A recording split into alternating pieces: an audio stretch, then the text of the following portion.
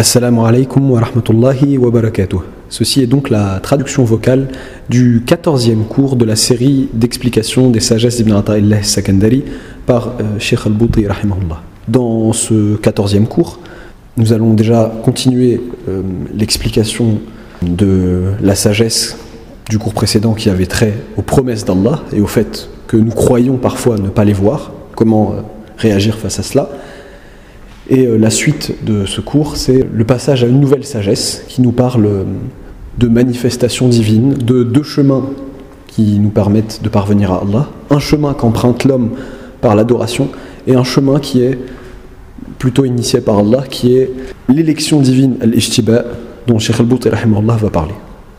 Petite précision par rapport à ce cours-ci, à la fin du cours, Sheikh al-Bouti rahimahullah fait un dua assez long, donc je le traduis bien sûr en français, et je le laisse en version originale, tel qu'il a été dit par Sheikh al-Bouti rahimahullah. Je vous laisse donc découvrir ce cours. Wassalamu alaikum. Alhamdulillahi Rabbil Alamin. Wa afdalu salati wa atammu taslimi ala sayyidina Muhammadin wa ala alihi wa sahbihi ajma'in. Louange à Allah, Seigneur des mondes. La meilleure prière et la meilleure bénédiction sur notre maître Muhammad ainsi que sur sa famille et l'ensemble de ses compagnons. Allahumma akhrijna min dhulumati al-wahm wa akrimna bi nouri al-fahm waftah alayna bi ma'rifati al-ilm wa sahhil akhlaqana bil hilm waj'alna mimman yastami'una al-qawla fayattabi'una ahsana. Ô Allah, sors-nous de l'obscurité de l'illusion. Ennoblis-nous par la lumière de la compréhension. Ouvre à nous la guidée par la connaissance de la science. Adoucis nos mœurs par l'indulgence et la patience, et permets-nous d'être de ceux qui, entendant les paroles, suivent les meilleurs. Ceci est donc le 14e cours de la série sur les sagesses d'Ibn Ata'illah d'Alexandrie, qu'Allah le Très-Haut lui accorde sa miséricorde. Certains frères ont des questions en rapport avec des cours plus anciens. L'un d'entre eux dit « Est-ce que le fait que le jeune homme pense sans arrêt au mariage et à la jeune femme pieuse est un effort dans ce qui lui a été garanti, ou est-ce un effort dans ce qui lui a été demandé ?» Il pose la question à propos du fait d'y penser sans arrêt, de penser sans arrêt au mariage. Penser sans arrêt au mariage ne constitue pas un effort, ni dans ce qui lui a été garanti, ni dans ce qui lui a été demandé. Cette pensée constante ne doit pas être. Il faut que la pensée soit orientée vers les affaires pour lesquelles il a été créé. Il faut qu'il pense à ses devoirs, qu'il pense aux ordres d'Allah, pureté et toute puissance à lui, qu'il pense aux bienfaits d'Allah. La pensée est différente du fait de pratiquer les causes. Ensuite, bien sûr, rien ne l'empêche de chercher la fille vertueuse, de préparer dans sa vie les causes qui lui facilitent la construction d'une famille. Cette chose-là, nous l'avons expliquée, clarifiée. Et cela ne veut pas dire اجتهادك فيما ضمن لك وتقصيرك فيما طلب منك انطماس على وتقصيرك فيما طلب منك دليل على انطماس البصيرة منك. Ton effort dans ce qui t'est garanti et ton manquement dans ce qui t'est demandé prouve l'effacement de ta clairvoyance. Cela ne veut pas dire que l'homme reste assis chez lui, oisif, au chômage, pour dire « Voilà, je ne fais pas d'effort dans ce qui m'a été garanti. » Non, nous l'avons expliqué. Et c'est dommage, je ne veux pas perdre de temps en répétant ce que j'ai déjà dit. Mais peut-être que le frère n'était pas là à ce moment-là, ou peut-être a-t-il été sujet à l'oubli. Oui, lorsque l'homme fournit des efforts pour fonder une famille, un foyer, ou dans un travail, ou pour gagner une subsistance, et que par cela il demande l'agrément, la satisfaction d'Allah, alors il fournit ses efforts dans ce qui lui a été demandé, pas dans ce qui lui a été garanti. Et nous avons clarifié cela, mais à condition que son objectif soit la satisfaction d'Allah le Tout-Puissant. Pas le fait d'amasser de l'argent et de l'utiliser dans ce qui entraîne l'arrogance, dans ce qui l'éloigne d'Allah le Tout-Puissant. Dois-je donc répéter ce propos ? Non, pas besoin de le répéter. Le frère peut écouter un enregistrement du cours en question, et nombreux sont les frères qui enregistrent. Un autre frère commente la sagesse où Ibn Ata'illah d'Alexandrie dit « Arih nafsaka min at-tadbir, fama qama bihi ghayruka ank, la taqum bihi li nafsik. » Repose-toi l'esprit de la planification, épargne-toi la planification. En effet, ne te charge pas pour toi-même de ceux dont un autre s'est déjà chargé pour toi. Nous avions dit à ce moment-là que ce qu'Ibn Ata'illah voulait dire par at-tadbir, la planification, c'est que tu utilises, que tu déroules les causes légiférées, permises, mais que tu crois être celui qui prépare les causes et qui en réalise les conséquences. C'est cela que veut dire Ibn Ata'illah par le mot at-tadbir. C'est-à-dire, par exemple, que l'homme parte étudier, qu'il parte faire du commerce, en croyant que c'est lui qui, par sa ruse, par son effort, par sa capacité personnelle, parvient à ses fins. et que sans cela, il n'y serait pas parvenu. Cela entre en contradiction avec la doctrine, la croyance à la base. Et cela s'appelle at-tadbir, la planification, au sens où l'entendait Ibn Ata'illah. Et cela ne doit pas être. Quelle serait l'action saine? De faire les mêmes choses, d'étudier, de sortir t'occuper de ton commerce, de ton champ, de ton travail, de pratiquer les causes, mais à condition que tu sois absolument certain que c'est Allah qui crée les résultats et que tu n'es qu'en train d'accomplir un travail qu'Allah le Tout-Puissant a demandé de toi. C'est cela que veut dire l'imam Ibn Ata'illah d'Alexandrie. Bien sûr, dans certains cas, lorsque nous nous exprimons, nous disons « Mon frère, sors au marché, sors travailler, l'homme doit planifier son affaire. Planifie ton affaire et les besoins de ta vie. » Nous disons cela entre nous. Nous utilisons cela comme un concept dialectique. Mais le concept voulu par l'imam Ibn Ata'illah d'Alexandrie, c'est l'autre. C'est la différence suivante. C'est qu'utiliser al-asbab, les causes, est permis. At-tadbir, la planification, c'est le fait de croire que ce serait toi qui crée les résultats à la suite des causes. Et cela, c'est interdit. Et nous ne devons pas nous y rabaisser. Nous pouvons nous tromper. Nous devons être précis dans la petite note de traduction, sous-entendu dans la terminologie que nous employons. Mais parfois, nous utilisons le mot at-tadbir, la planification, à la place du mot al-asbab, les causes. Nous utilisons l'expression utilisation des causes à la place du mot planification. Oui, ça arrive, et ce n'est pas grave. L'important, c'est qu'il n'est pas interdit à l'homme d'utiliser les causes. Au contraire même, il lui faut les utiliser parce qu'Allah le Tout-Puissant a établi nos vies sur la base du système, de l'organisation des causes et des conséquences. Il a donné à la bonne santé des causes. Nous devons les employer. Et il a donné aux maladies des causes. Nous devons en soulever l'éventualité et nous en éloigner. Mais, lorsque tu utilises les causes de la bonne santé, tu dois savoir que c'est Allah qui envoie, qui donne, qui confère la bonne santé.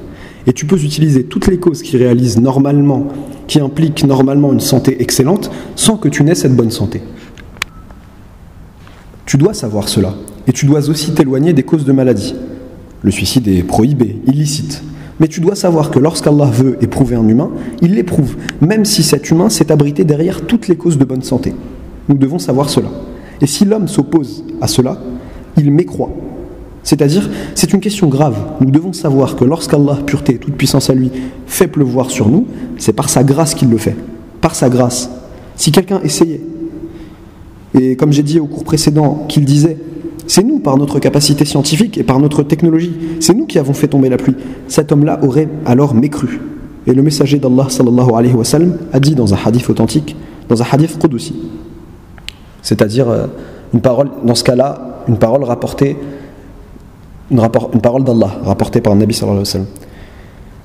Asbaha mu'minun bi wa kafirun bi faman qala mutirna bi fadlillahi wa rahmatih فذلك هو المؤمن ومن قال بنوء كذا فهذا هو الكافر. Un de mes serviteurs est devenu croyant en moi et un autre est devenu mécréant. Celui qui a dit nous avons reçu la pluie par la grâce d'Allah et par sa miséricorde, celui-là est le croyant. Quant à celui qui a dit nous avons reçu la pluie grâce à la conjonction des astres, celui-là est le mécréant.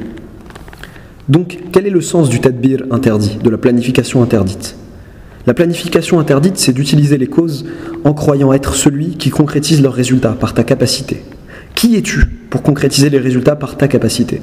Toi et les causes et les conséquences, tout cela est créé par la main d'Allah, pureté et toute puissance à lui. Oui.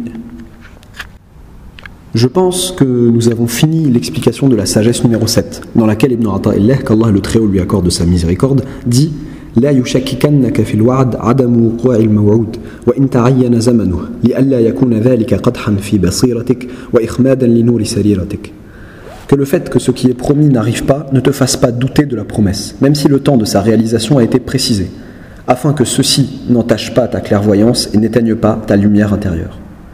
Nous avons dit que parfois, l'homme récite des passages du livre d'Allah le Tout-Puissant et trouve alors qu'Allah fait beaucoup de promesses aux musulmans dans son livre. La victoire, la subsistance, la force, la richesse. L'homme regarde alors et trouve que ces promesses n'ont pas été exécutées, n'ont pas été réalisées. Il lit d'autres versets dans le livre d'Allah le Tout-Puissant, versets dans lesquels Allah menace les injustes, dans lesquels il menace les criminels, les mécréants, de destruction, d'anéantissement. L'homme regarde et trouve qu'Allah ne les a pas détruits.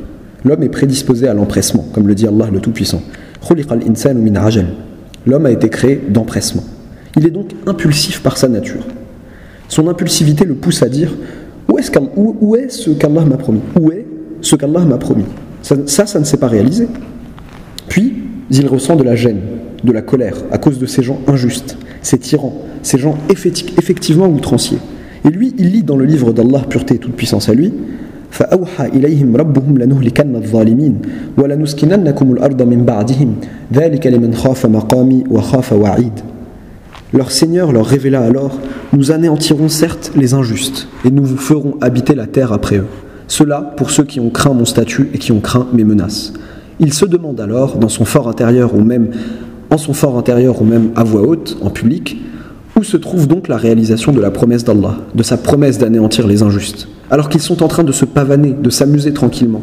Ibn Ata'illah avertit: prends garde de ne pas manquer de respect à Allah. Les frères, je ne réponds pas aux questions qui n'ont rien à voir avec le cours. Je le dis toujours, alors n'exagérez pas avec les papiers. Ce sont des questions qui n'ont aucun rapport avec le cours. J'aimerais que nos cours soient bien programmés, bien organisés scientifique.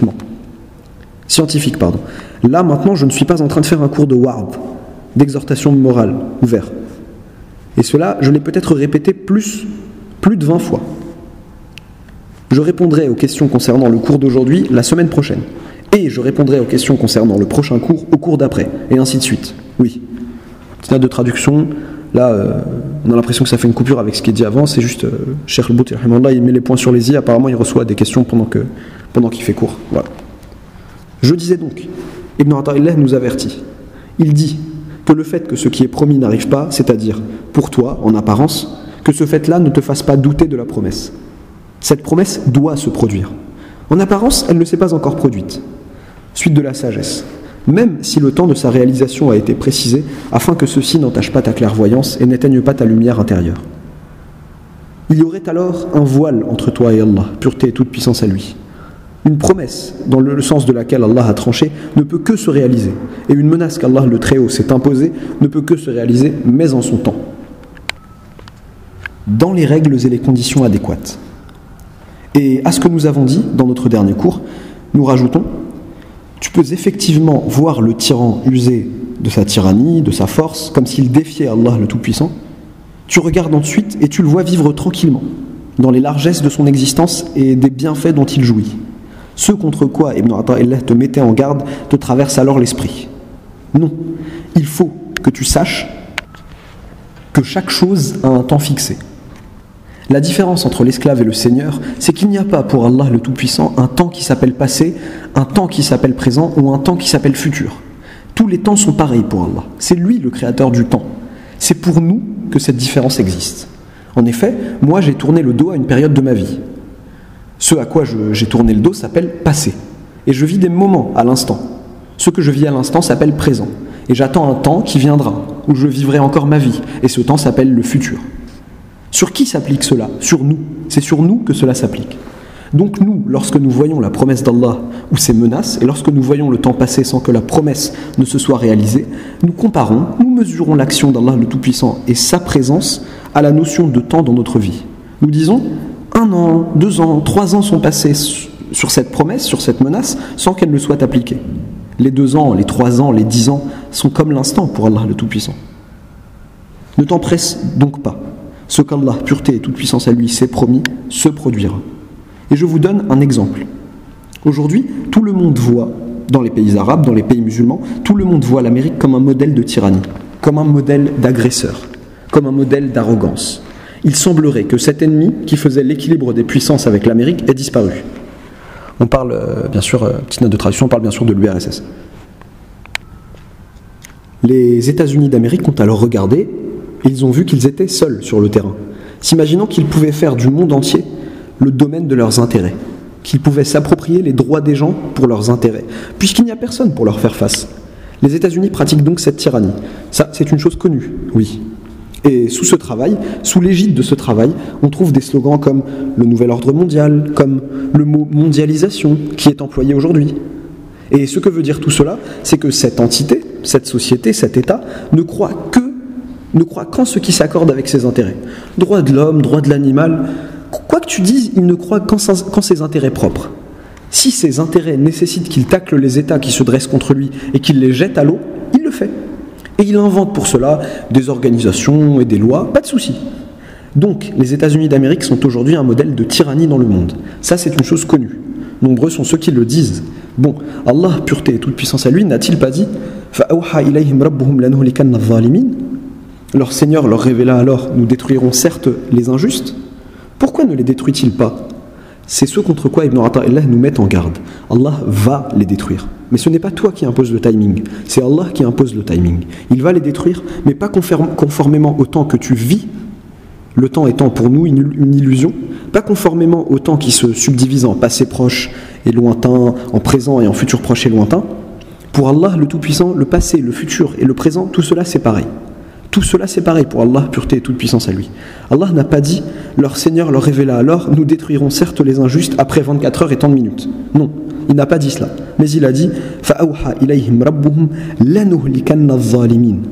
La, lemme qui est un lemme de serment, nuhlikanna, nounoun de certitude, al-zalimin. Leur Seigneur leur révéla alors, nous détruirons certes les injustes. Mais Allah le Tout-Puissant est meilleur connaisseur du timing. Et nous avons la certitude que la civilisation occidentale est sur le déclin, qu'elle va vers sa fin. Et personne ne peut assurer que cette construction civilisationnelle illusoire durera encore 10 ans. Personne, absolument personne ne peut garantir cela. Personne ne peut garantir que cette construction civilisationnelle durera encore 1 an ou 2 ans. Personne. L'affaire est entre les mains d'Allah, pureté et toute puissance à lui. Les États-Unis vont maintenant vers leur fin. Que celui qui le sait le sache et que celui qui l'ignore continue de l'ignorer. Les États-Unis prennent des montants, des biens considérables, sous des noms, sous des prétextes que même les pirates n'ont pas pu utiliser. Ils les prennent de ces États qui jouissaient hier encore de la richesse et qui aujourd'hui sont en faillite. Et ils pensent pouvoir réaliser leurs intérêts par cela. Mais ceux qui observent, ceux qui surveillent la situation, voient que ces biens que les États-Unis accaparent disparaissent et avec eux leur double. Ils ont obtenu tant de milliards, 2-3 ans auparavant. Ces milliards, ils les ont perdus et ils ont perdu leur double au cours des 2 dernières années. Maintenant, les tempêtes de neige qui traversent tant d'États des États-Unis d'Amérique, savez-vous combien elles coûtent aux États-Unis? Que celui qui le sait le sache et que celui qui l'ignore, l'ignore. Lorsque les États-Unis accaparent ces biens par le biais de la piraterie et par le biais de moyens qui ne sont plus cachés à aucun d'entre vous, Allah, pureté et toute puissance à lui, les dérobe de leurs mains, les subtilise en quelques mois, si ce n'est en quelques jours. Oui, toutes ces choses-là ne sont que des préludes. Les tempêtes de neige qui ont laissé des milliers de gens sans lumière et sans électricité pendant près d'1 semaine sont un prélude.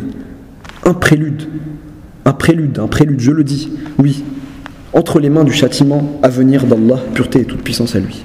Mais nous devons savoir qu'Allah, pureté et toute puissance à lui, laissera ce monde habiter jusqu'à ce que vienne l'heure. Signe de traduction, le jugement dernier. Le sens de ceci, c'est que les rênes doivent être aux mains de certains, de gens qui prennent ces rênes, la direction. Et ils laissent en marche la chaîne du monde d'ici-bas.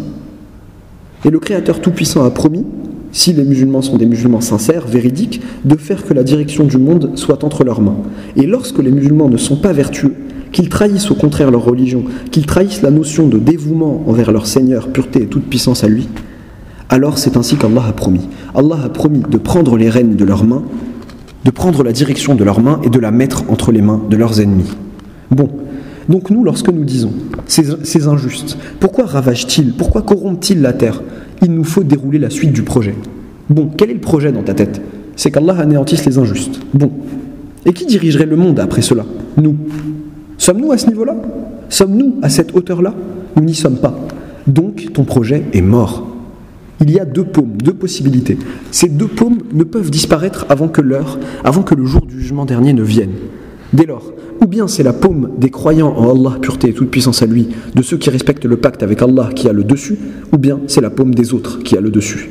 Oui. Par contre, si tu dis « ni eux ni nous », cela veut dire que tu cherches à hâter la venue de l'heure. L'heure n'est pas venue, son temps n'est pas encore venu. Remarquez ce que je dis, mon propos est précis. Et tout cela, nous le lisons dans le livre d'Allah, pureté et toute puissance à lui. Soyez croyants comme l'étaient vos prédécesseurs, soyez respectueux du pacte, soyez bons garants du jugement d'Allah, et non pas de la civilisation occidentale, de telle sorte que vous fassiez de vos personnes des esclaves de cette dernière. Si vous faites tout cela, si vous respectez tout cela, je vous montrerai comment les rênes du monde seront entre vos mains. Mais quand vous n'avez pas un tel niveau, vous ne pouvez pas dire ni moi ni mes ennemis. Car vous demanderiez alors à Allah de faire venir l'heure avant son terme. Non, ni moi ni mes ennemis, ça ne peut pas fonctionner. Le train du monde est en marche, et restera en marche jusqu'à ce qu'il arrive à la station connue d'Allah le Tout-Puissant. Tant que le train du monde est en marche, il lui faut un conducteur. Dès lors, si les musulmans sont au niveau, Allah a promis de mettre la direction, les rênes, entre leurs mains. Et l'histoire passée est le meilleur témoin de la véracité de la promesse d'Allah le Tout-Puissant. Mais lorsque les musulmans ne sont pas au niveau de conduire le train du monde, Allah le Tout-Puissant met la conduite du train du monde entre les mains de gens pires que les musulmans. Ceci est la façon de faire, ceci est la coutume d'Allah le Tout-Puissant dans l'univers. Et le verset que j'ai pris à témoin, فَأَوْحَى إِلَيْهِمْ رَبُّهُمْ لَنُهْلِكَنَّ الظَّالِمِينَ وَلَنُسْكِنَنَّكُمُ الْأَرْضَ مِنْ بَعْدِهِمْ ذَلِكَ لِمَنْ خَافَ مَقَامِي وَخَافَ وَعِيدٍ énonce cela. Leur Seigneur leur a alors révélé, nous détruirons certes les injustes et nous vous ferons certes habiter la terre après eux, cela pour ceux qui ont craint mon statut et qui ont craint mes menaces. Montre-moi donc, où sont les musulmans sur lesquels la parole d'Allah le Tout-Puissant s'applique? Cela pour ceux qui ont craint mon statut et qui ont craint mes menaces. Où sont-ils? Si ces deux descriptifs s'appliquaient sur les musulmans, ces derniers ne seraient pas divisés. Ils n'auraient pas adoré le monde d'ici-bas au point que cette adoration les conduise au sectarisme et à la division. La division des musulmans, quelle est sa cause? Sa cause est leur adoration de la vie d'ici-bas, leur adoration pour leurs trésors. Ils se sont fait la course, ils ont rivalisé pour ces trésors. Leurs yeux sont devenus rouges, éblouis par ces trésors. Moi, pas toi, non, moi, pas toi. Ils se sont divisés après avoir été solidaires, et le résultat en a été le suivant. Ils n'ont gardé ni leurs trésors, ni leur affection les uns pour les autres, affection que leur Seigneur, pureté et toute puissance à lui, leur avait donnée. Cette chose est claire. C'est pourquoi cette sagesse fait partie des choses les plus importantes dont nous devons nous teindre en cette époque. Cette sagesse d'Ibn Ata'illah d'Alexandrie. Parce que nombreux sont ceux qui sont pris de doute au sujet du caractère juste d'Allah le Tout-Puissant. Et le diable murmure dans leur cœur. Non, que le fait que ce qui est promis n'arrive pas, c'est-à-dire selon ce que tu crois voir, ne te fasse pas douter de la promesse, même si son temps a été précisé, afin que cela n'entache pas ta clairvoyance et n'éteigne pas ta lumière intérieure. Rappelle-toi toujours que l'âge de l'histoire n'est pas comparable à l'âge de l'humain. L'humain vit un certain nombre d'années, et toi tu vois qu'il était enfant, puis qu'il est devenu jeune homme, puis qu'il a atteint un âge mûr, puis qu'il a vieilli, et qu'il est mort. Tous ces événements se déroulent en 50, 60 ans par exemple. Mais l'histoire n'est pas comme cela. Tu ne vois pas l'histoire passer de l'enfance à l'adolescence en 10 ans. L'histoire ne passe pas de la jeunesse à l'âge mûr en 10 ans. La civilisation était d'âge mûr, puis elle est devenue vieille. Non. L'âge des civilisations est plus large que cela. Les États-Unis d'Amérique n'ont pas plus de 200 ans. Quel occidental peut dire que les États-Unis d'Amérique fêteront un jour leurs 300 ans? Aucun. Les États-Unis sont sur leur fin. Et cette chose, nous devons la savoir, elle doit être claire pour nous. Mais en soi, cela ne nous est d'aucune utilité, que les États-Unis touchent à leur fin ou pas. De toute manière, notre mal, notre épreuve vient de nous-mêmes et pas des États-Unis. Notre mal vient de nous-mêmes. Notre catastrophe vient de nous-mêmes. Nous, Allah nous a vêtus de cet habit qu'est l'islam et nous a distingués par lui des autres nations de ce monde, et puis nous avons enlevé cet habit. Allah le Tout-Puissant nous a couronnés de la couronne de l'esclavage vis-à-vis de lui, et nous avons jeté cette couronne par terre. Ne remarquez-vous pas cela? Et qu'on ne vienne pas dire « Regarde, les mosquées sont pleines de prières ». Laisse. Ne me parle pas de ce que le messager d'Allah sallallahu alayhi wa sallam a décrit comme de la mousse. Routha. Ceci est de la mousse, mais vous serez une mousse comme la mousse du liquide. Wa innama antum rutha'un ka rutha'is sayl. La mousse se traverse facilement. Regarde ceux qui combattent la religion d'Allah le Tout-Puissant et regarde où paraît le statut de la croyance, de la foi. Cherche les enseignements d'Allah, pureté et toute puissance à lui dans nos sociétés arabes, dans nos sociétés musulmanes. Tu trouveras tout le monde en train de s'essouffler, de s'efforcer de copier cet ennemi qui nous fait maugréer, cet ennemi dont nous nous plaignons. Oui. Puis, Ibn Ata'illah nous amène à la sagesse suivante. Et ceci est un nouveau thème en réalité. Il dit « إِذَا فَتَحَ لَكَ وِجْهَةً مِنَ التَّعَرُّفِ فَلَا تُبَالِ مَعَهَا أَنْ قَلَّ عَمَلُكَ فإنه ما فتحها لك إلا وهو يريد أن يتعرف إليك ألم تعلم أن التعرف هو مورده عليك والأعمال أنت مهديها إليه وأينما تهديه إليه مما هو مورده عليك. Lorsqu'il t'ouvre une direction pour le connaître, ne te soucie alors pas que tes actions soient peu nombreuses, puisqu'il ne t'a ouvert cette direction que pour que tu le connaisses. Ne sais-tu pas que le connaître est un don de sa part, alors que tes actions sont un don de la tienne? Et entre ce que tu lui donnes et ce qu'il te donne, la comparaison ne tient pas. Quel est le sens de cette parole? L'humain, quel qu'il soit, a devant lui deux chemins pour arriver à Allah, pureté et toute puissance à lui. Le premier chemin, c'est l'humain qui l'emprunte, et c'est un chemin long et difficile. Comment l'homme commence-t-il ? Comment l'homme le commence-t-il ? En enracinant la foi en Allah le Tout-Puissant dans sa raison, et en enracinant l'amour d'Allah et sa crainte dans son cœur. Puis, il va vers les ordres d'Allah et les actes d'adoration pour les pratiquer comme Allah le lui a demandé. Et il cherche à clarifier pour lui-même les interdits qu'Allah lui a prohibés pour les éviter, comme il le lui a demandé. Et il cède en cela par la multiplication de l'évocation d'Allah, par la multiplication de la récitation du livre d'Allah. Un long programme qu'il suit. Et plus il marche sur ce chemin, plus son cœur s'illumine et s'éclaire, et plus sa clairvoyance perçoit Allah le Tout-Puissant, et plus l'univers s'éloigne de lui. Les voiles disparaissent petit à petit ou deviennent transparents. Ça, c'est le premier chemin. Le second chemin, qui se trouve à côté du premier, c'est Allah qui l'initie, pas toi. Le premier chemin va de toi jusqu'à Allah.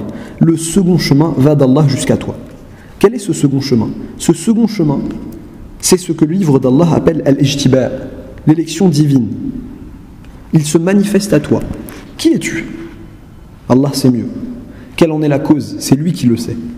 Qu'a donc fait cet homme pour être exposé à un tel dévoilement ? Allah sait mieux. Donc le second chemin, c'est un dévoilement par lequel Allah se manifeste à son esclave à un instant donné. Il pouvait être juste avant buveur d'alcool, perdu, désobéissant, corrupteur, porteur de fardeau qu'il a commis, outrancier envers lui-même. Mais Allah se dévoile à lui à un moment donné et l'attire vers lui. Dans la même heure, il passe de la perdition, de la divagation, de l'éloignement vis-à-vis d'Allah le Tout-Puissant aux niveaux les plus élevés de sérieux et de connaissance d'Allah, pureté et toute puissance à lui. Ça, c'est le second chemin. Et la clarification d'Allah, le livre d'Allah le Tout-Puissant, a indiqué ces deux chemins en disant « Allahu yashtabi ilayhi man yasha wa yahdi ilayhi man yunib » Allah choisit auprès de lui qui il veut et guide vers lui quiconque se repent. Le chemin de l'élection et le chemin de la guide. Quant au chemin de l'élection, c'est une attraction d'Allah sur toi. Et il est exprimé ainsi dans le Coran. Yajtabi ilayhi man yasha. Allah choisit auprès de lui qui il veut. Qui il veut. Puis il dit wa yahdi ilayhi man yunib, et guide vers lui quiconque se repent. C'est-à-dire quiconque revient sur lui-même, fait des efforts, pratique ses fonctions, accomplit ses actes, s'affranchit petit à petit de la création et se retrouve devant le Créateur, pureté et toute puissance à lui. Par ces deux chemins, Allah interagit avec ses esclaves, ses serviteurs. Ou plutôt, Allah traite ses esclaves par le biais de l'un ou l'autre de ces chemins. Il y a des gens qu'Allah a rapprochés de lui, qu'Allah a choisis. Et il y a des gens qui se sont efforcés, qui ont fait de gros efforts, et qui sont arrivés par le biais de leurs efforts à Allah. Oui. Ici, Ibn Ata'illah d'Alexandrie parle de ces deux chemins. Il dit en effet, lorsqu'il, c'est-à-dire le Créateur tout-puissant, t'ouvre une direction pour le connaître, c'est-à-dire s'il veut se dévoiler à toi et t'attirer vers lui à un moment donné, ne te soucie alors pas du fait que tes actions soient peu nombreuses. Ne te soucie pas du fait que ton action ait été simple, que tu avais le dos tourné il y a peu de temps, que tu étais perdu, que tu divaguais, que tu étais corrupteur. Ne t'en soucie pas, car cette fenêtre de sa connaissance, il ne te l'a ouverte. Il ne s'est manifesté à toi par cette miséricorde qu'en voulant te faire connaître sa très haute personne. Ne sais-tu pas que le connaître est un don de sa part alors que tes actions sont un don de la tienne ? Sa connaissance, la connaissance d'Allah te vient de la part d'Allah. Elle descend d'Allah vers toi, pure, propre, immaculée. Quant aux actions, c'est toi qui les lui offres. Elles s'élèvent de toi vers lui. Et comment comparer ce que tu lui offres et ce qu'il t'offre ? Ce que tu lui offres, toi, ce que tu offres d'action à Allah est plein de saleté, de l'ostentation, c'est-à-dire du fait de vouloir se faire voir par les autres, des saletés de la vanité, des saletés du manquement, le bricolage, le délaissement, l'oubli, les conditions non remplies. Ça, c'est l'affaire des actions qui s'élèvent de toi vers Allah. Elles sont toujours touchées par les balles des saletés qui sont l'affaire de l'homme. Alors que ce qui te vient d'Allah le Tout-Puissant, ce qu'Allah t'offre, ne te parvient que pur, immaculé. C'est cela la différence entre ce que tu envoies comme action à Allah et ce qu'Allah le Tout-Puissant t'envoie comme manifestation de sa part. Oui, cela, c'est en résumé le sens des paroles d'Ibn Ata'illah d'Alexandrie. Derrière ces paroles, il y a une longue explication.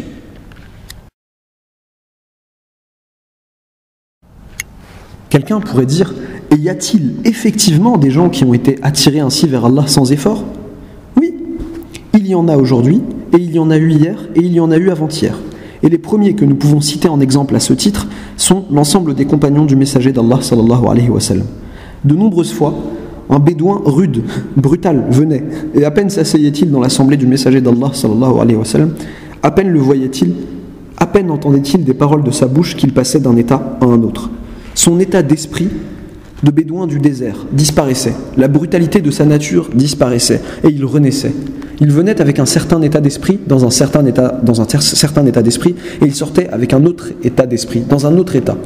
Et combien d'images, d'exemples de ce propos peuvent venir à l'esprit. Puis, parmi ceux qui les ont suivis, nombreux sont ceux qu'Allah le Tout-Puissant a choisis. Et je pense avoir évoqué les noms de plusieurs d'entre eux. Malik ibn Dinar est l'un d'entre eux. Et je me rappelle des noms grandioses, de noms grandioses comme Bishr al-Hafi, qui est l'un d'entre eux. Fudayl ibn Iyad est l'un d'entre eux. Bishr al-Hafi, c'est son surnom, était l'émir de Bassora, de l'Basra. Il était l'émir de Bassora, il était un exemple d'homme de distraction, de divertissement, d'opulence, de cocasserie et de richesse. Les nuits dans son palais étaient pleines de distractions, oui. Allah le Tout-Puissant l'a choisi, l'a rapproché à un moment donné. Une nuit, quelqu'un toqua à sa porte. Une de ses servantes ouvrit alors la porte. Un homme à l'allure vétuste, usée, c'est-à-dire dont l'apparence suscite le dégoût, l'aversion, apparut et lui dit: « Le propriétaire de cette maison est-il un esclave ou est-il un homme libre ?» Elle eut de l'aversion pour son propos, elle n'aima pas son propos. Elle dit: « Comment ça, esclave ou homme libre? N'as-tu pas entendu parler de la maison de l'émir de Bassora ?» Et elle lui claqua la porte au nez. Et elle se retourna en riant. Son maître lui demanda: « Qui est-ce » Elle lui dit: « Maître, c'est un fou. Lorsque j'ai ouvert, il m'a dit: « Le propriétaire de cette maison est-il un homme libre ou un esclave ?» Ces paroles scintillèrent d'une luminosité spéciale, avec une manifestation, un dévoilement divin dans le cœur de Bishr, comme s'il s'était réveillé d'une hibernation. C'est cela l'attraction, c'est cela l'élection divine. Et il sortit immédiatement. Il ouvrit la porte, demanda à la servante par où l'homme était parti, et il sortit pieds nus, cherchant dans le marché jusqu'à ce qu'il trouvât cet homme. Il lui demanda: « Es-tu celui qui a frappé à ma porte ?» L'homme lui répondit: « Oui. » Bishr lui demanda: « Qu'as-tu dit ?» L'homme répondit: « Rien de particulier. J'ai entendu du bruit, des gens s'amuser et se divertir, etc. Et j'ai donc demandé si le propriétaire de cette maison était un homme libre ou un esclave. » La servante m'a alors répondu. Elle m'a répondu: « N'as-tu pas entendu parler de l'émir de Bassora ?» Et je me suis alors dit: « C'est vrai, cela n'est pas l'affaire des esclaves. Cela n'est pas l'affaire des esclaves. Ce n'est pas comme ça que les esclaves agissent. » Bishr lui répondit: « Ô toi, je te prends à témoin, je suis un esclave. Et je vivrai la vie des esclaves, et je rencontrerai Allah en esclave. » Et cette heure-là, ce moment précis fut la coupure entre un passé par lequel était connu Bishr, l'émir de Bassora, et un futur où il serait désormais surnommé Bishr el-Hafi, c'est-à-dire Bishr aux pieds nus. Bishr aux pieds nus parce qu'il était sorti pieds nus. Cela, c'est une élection divine, oui. Il ne s'était pas fatigué. Il n'avait pas pris part à des assises de sciences religieuses. Il n'avait pas lu plus que cela du livre d'Allah le Tout-Puissant. Mais Allah s'est manifesté à lui d'une manifestation de miséricorde. Il l'a attiré vers lui. De même, Malik ibn Dinar était un policier ivrogne. À un moment donné, il passa de cette situation à celle d'un homme de Dieu, dont le nom fut connu parmi les pieux prédécesseurs. Malik ibn Dinar. Des milliers venaient assister à ses cours. Le corrupteur égaré, perdu, entrait et il en sortait repentant, adorateur, attaché à sa religion. Mais ici, nous voulons nous arrêter à la station à partir de laquelle nous reprendrons au prochain cours, Inch'Allah. Cette manifestation divine a nécessairement des causes que nous ne voyons pas, mais Allah sait cela. Que ces manifestations divines, que cette élection divine se passe à notre époque, dans le futur ou dans le passé. Toute chose a des causes. Et une fois, à un cours comme celui-là, j'avais évoqué l'histoire d'un jeune homme de Halab, d'Alep. Il était l'exemple type de l'athéisme, de la mécréance, et il était l'exemple type de la corruption. Et il ne croyait ni en une divinité, ni en la prophétie, ni à une chose qui s'appellerait esclavage vis-à-vis d'Allah le Tout-Puissant. Il étudiait à la faculté de sciences de l'université d'Alep. Un jour, il était au laboratoire avec ses camarades, et il accomplissait une tâche qui lui avait été confiée. Et c'est alors que brusquement, il s'arrêta comme foudroyé et il se mit à pousser un cri étrange, étonnant, comme s'il était un djinn. Ses camarades accoururent autour de lui pour savoir ce qu'il en était. Il se mit alors à dire: « Moi j'étais fou, moi j'étais égaré, moi j'étais ceci et cela. C'est maintenant que je viens de naître, que j'ai été créé. Ashhadu an la ilaha illallah wa anna Muhammadan Rasulullah. » J'atteste qu'il n'y a de divinité qu'Allah et que Muhammad est le messager d'Allah. Oui, à cet instant-là, il se transforma d'un homme au comportement hors de contrôle, d'un homme soi-disant affranchi d'Allah par sa raison, en un homme sérieux et engagé dans tous les sens du terme. Et il se mit à envoyer des demandes de livres qui l'aideraient à étendre le domaine de sa culture islamique et de ses engagements religieux. Quelles sont donc les raisons qui se cachent derrière l'élection divine, le choix par Allah de tel ou tel homme?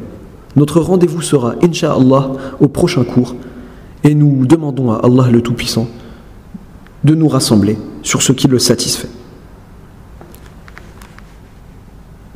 Donc là, le cours en tant que tel est fini, et c'est un dua de fin que n'avait pas l'habitude de faire Cheikh rahimahullah au cours précédent. Mais اللهم تب علينا توبة نصوحا لا نمكثها أبدا وألزمنا سبيل الاستقامة لا نزيغ عنها أبدا وأخرجنا من ذل المعصية إلى عز الطاعة وردنا بقضائك وقدرك يا رب العالمين. اللهم إنا تبرأنا من حولنا وقوتنا إلى حولك وقوتك يا رب العالمين.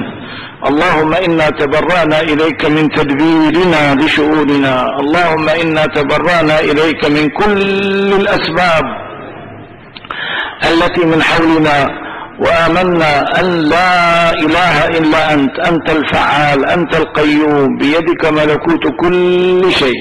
نسألك اللهم بإيماننا بذلك كله أن ترفع مقتك وغضبك عنا، وأن لا تؤاخذنا بما فعل السفهاء منا يا رب العالمين، وأن تكرمنا بالغيث يا أرحم الراحمين. اللهم أكرمنا ببركة سمائك، اللهم أكرمنا برزقك الوفير من أرضك، اللهم أغث عبادك، اللهم أحيي بهيمتك، اللهم أحيي بلدك الميت يا رب العالمين يا أكرم الأكرمين. اللهم إنا نستغفرك لأنفسنا ولعبادك جميعا يا رب العالمين. اللهم إنا نستغفرك، اللهم إنا نستغفرك، اللهم إنا نعتذر إليك ممن يرى أن الأسباب هي من دونك الفعالة في الكون يا أرحم الراحمين. فنسألك اللهم بإيماننا بأنك أنت المسبب، وبأنك أنت الرزاق، وبأنك أنت المحيي، وبأنك أن تسقينا الغيث، ولا تجعلنا من القانطين يا أرحم الراحمين. اللهم إن طاعاتنا لا تنفعك، وإن معاصينا لا تضرك، فنسألك اللهم أن تتقبل منا ما لا ينفعك، وأن تغفر لنا ما لا يضرك يا أرحم الراحمين يا ذا الجلال والإكرام. اللهم إنا نستشفع بالشيوخ الركع، ونستشفع بالبهائم الرتع، وبالأطفال الرضع، أن ترفع مقتك وغضبك عنا يا ذا الجلال والإكرام.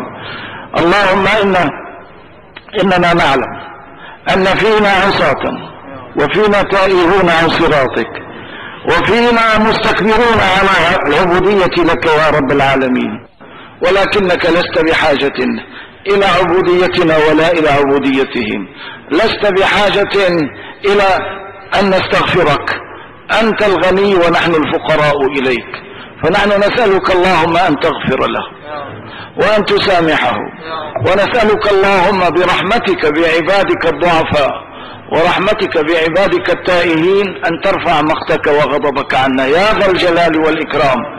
اللهم أكرمنا بالغيث، اللهم أكرمنا بالرزق الوفير، اللهم حصنا في ديارنا، آمنا في أوطاننا يا رب العالمين.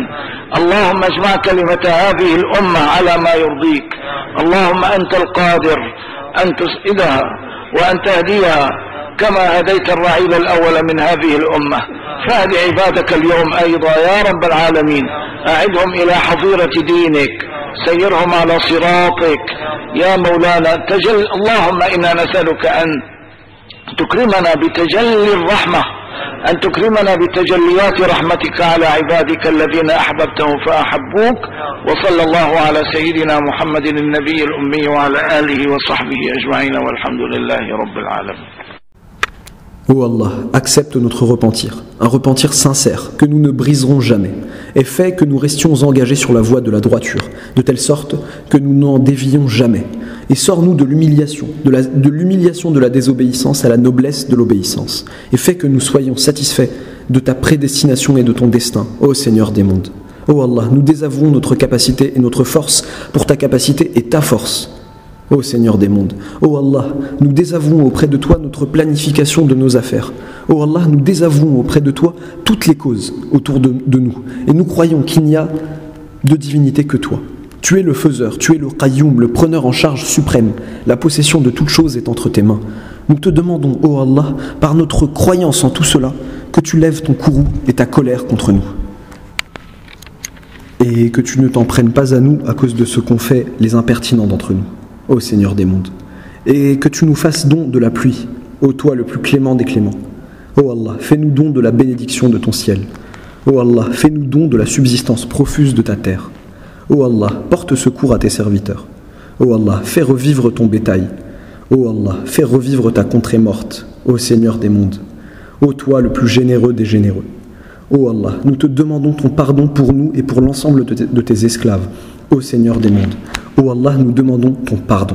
Ô Allah, nous demandons ton pardon. Ô Allah, nous nous excusons de ceux qui voient que les causes auraient un quelconque effet sans toi. Ô le plus miséricordieux des miséricordieux. Nous te demandons donc, ô Allah, par notre croyance en le fait que tu es le faiseur des causes, que tu es le donneur, que tu es celui qui redonne vie, nous te demandons par cela de nous donner la pluie et de ne pas faire de nous des désespérés. Ô le plus miséricordieux des miséricordieux. Ô Allah, nos actes d'obéissance ne sont pas utiles, ne te sont pas utiles, tout autant que nos actes de désobéissance ne te nuisent pas. Nous te demandons alors, ô Allah, d'accepter de nous ce qui ne t'est pas utile et de nous pardonner ce qui ne te nuit pas. Ô toi le plus miséricordieux des miséricordieux. Ô toi le majestueux, le noble. Ô Allah, nous demandons l'intercession par les vieillards penchés et nous demandons l'intercession par les bestiaux assoiffés et par les enfants allaités. Nous demandons par eux que tu lèves ton courroux et ta colère contre nous. Ô toi le majestueux, le noble. Ô Allah, nous savons qu'il y a parmi nous des pécheurs et qu'il y a parmi nous des déviants de ton chemin et qu'il y a parmi nous des gens qui s'enorgueillissent de l'esclavage vis-à-vis de toi, ô Seigneur des mondes. Mais tu n'as besoin ni de notre esclavage ni du leur. Tu n'as pas besoin que nous demandions ton pardon. Tu es le riche et nous sommes les pauvres vis-à-vis de toi. Nous te demandons donc, ô Allah, de leur pardonner. Et nous te demandons, ô Allah, par ta clémence vis-à-vis de tes esclaves faibles, de tes esclaves perdus, de lever de nous ton courroux et ta colère. Ô toi, le majestueux, le noble, ô Allah, fais-nous don de la pluie. Ô Allah, fais-nous don d'une subsistance profuse. Ô Allah, protège-nous dans nos maisons, accorde-nous la sécurité dans nos pays, ô Seigneur des mondes. Ô Allah, rassemble la parole de cette communauté sur ce qui te satisfait. Ô Allah, tu es le seul capable de la rendre joyeuse et de la guider, comme tu as guidé les premiers de cette communauté. Guide donc aujourd'hui tes esclaves, ô Seigneur des mondes. Remets-les dans la bergerie de ta religion. Fais-les marcher sur ton chemin, ô toi notre Maître. Nous te demandons de nous faire don de la manifestation de ta miséricorde, de nous faire don des manifestations de ta miséricorde, comme pour tes esclaves que tu as aimés et qui t'ont alors aimé. وصلى الله على سيدنا محمد النبي الأمي وعلى آله وصحبه أجمعين والحمد لله رب العالمين.